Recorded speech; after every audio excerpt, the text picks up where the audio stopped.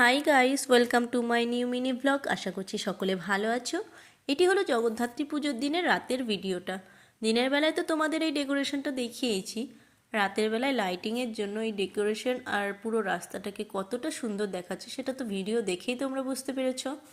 তো আমরা প্রথমে সকলে মিলে চলে গেলাম জগদ্ধাত্রীর তলায়, আর সেখানে গিয়ে মা জগদ্ধাত্রীকে খুব সুন্দরভাবে দর্শন করলাম। আর সেখান থেকে চলে গেলাম সোজা বল খেলার মাঠে। বল খেলার মাঠে একটি খুব সুন্দর প্যান্ডেল হয়েছিল। তো আমরা ধীরে ধীরে লাইন দিয়ে সেই প্যান্ডেলের মধ্যে ঢুকলাম, আর প্যান্ডেলে ঢুকে সমস্ত লাইটিং দেখতে দেখতে ভেতরে ঢুকতে থাকলাম।